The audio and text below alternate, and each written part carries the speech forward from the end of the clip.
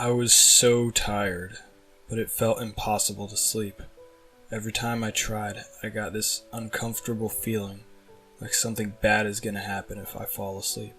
So, I decided to binge watch a TV series. I did that for a few hours until something strange happened. It rewinded back a minute. I continued watching, and it kept doing it each time it got to that part, so I tried switching the channel. But after a bit, it switched back to the previous one, and back to the part it previously rewinded to. Just great, my TV's broken. Guess I'll deal with it tomorrow, I thought to myself, and decided to try to fall asleep again. I checked the time before I did.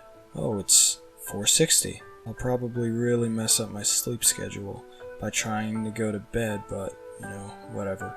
I was about to fall asleep, but then the realization hit me. It couldn't have been 4:60. That's not how the time works. Maybe I'm hallucinating from sleep deprivation again. I checked again, but it was still the same. I tried going to sleep, but again, I just couldn't, so I grabbed my phone and scrolled through the social media. For a bit, then my phone turned off suddenly. It kept turning off every time I used it for a minute. This is bullcrap. I'm probably dreaming. At least, I fell asleep. Does that mean I should be able to lucid dream? 'Cause I realized I'm sleeping. I splashed cold water on my face and definitely felt it, so I knew I wasn't sleeping. Then, I thought maybe I just need to take a walk to clear my head. I got lost in my thoughts and didn't hear the car moving towards me. I was terrified when I saw the blinding headlights right in front of me. I closed my eyes and prepared to shamefully die because of my ignorance, but then nothing happened. I opened my eyes again and the car was gone. I stood there confused for a while until I saw a car coming again. I moved away from the road and let it pass. But then, when it approached me, it vanished into thin air, right before the spot it was about to hit me at. So that's why I'm not dead? Nice, but what the heck? At this point, I realized what was going on and accepted that I'm stuck in whatever hell this is. So I walked for a while and finally saw a person. They also went back in time every minute like the cars and other stuff, and I was wondering if maybe they didn't see the 460 thing. So I went up to him and asked, "Excuse me, can you tell me what time it is?" "It's 4:60, I think. Is something wrong with my phone?" I felt relieved other people saw it, but I didn't know yet if it would make any difference. And I told them about how my phone shows that too, and I've been stuck.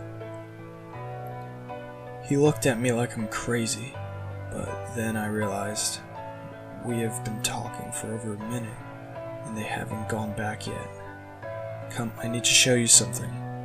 He hesitantly followed back, and when we got to the place the car had been, he said, Are you okay, sir? I think you may need some sleep." "Please just wait and you'll see it." Then the car came and vanished at the same spot. He was speechless. "You see? I'm not lying. Same thing was happening to you before I asked you about the time." "So you pulled me into this?" he replied angrily. "No, I was just trying to help you, but it looked like we were stuck in a time loop." "And what the heck do you think we might be in right now then? I didn't feel stuck before, but I sure do now." Then I realized maybe the 460 thing only happened for a minute, and only people who saw it were stuck. But now I pulled another person into it, but I wasn't sure if that was the case yet. "I'm sorry, I was just trying to help." "It's okay. I'm sorry for lashing out." We should find a way out of this. Then I heard a distant scream.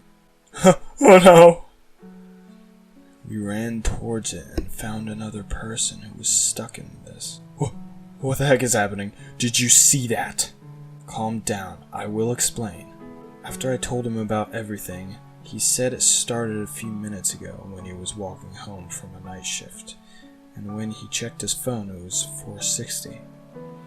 We had to find a way out of here, but before that we decided to get to know each other to calm down. The first person I met, his name was Josh, and that he was on his way to visit his mother in the hospital because she had a stroke.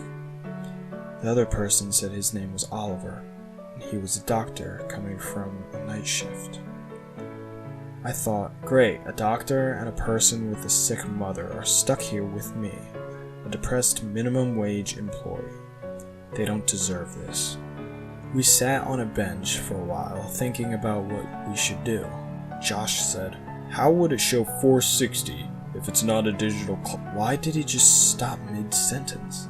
Oliver looked at him and said, that's a good idea. Should check it out. Josh replied, "Check out what?" Oliver said, what you just said, the clock tower. I didn't say... Me and Oliver realized Josh was back to the time loop. Then we tried to show him the time. I didn't see anything, just a black screen. We tried using Oliver's phone to show him, but he didn't see it. Me and Oliver decided we couldn't save him, and just got up and started running towards the clock tower. Maybe there is something doing this, and he just took Josh back to the time loop so he couldn't tell us. We heard Josh screaming in the distance. Guys, where are you? We should go there as fast as possible before it gets us. We knew it had at least some delay, or it would have stopped Josh earlier in the sentence. As we were approaching it, my worst fear came true. Oliver vanished, and I saw him running towards me, 50 meters back. Wait, please don't leave me, he shouted, but I knew I had to go. I got to the clock tower, and it was showing right before 5 a.m. I broke down the door of the clock tower and saw that the tower was switched off. I switched it on and it started working.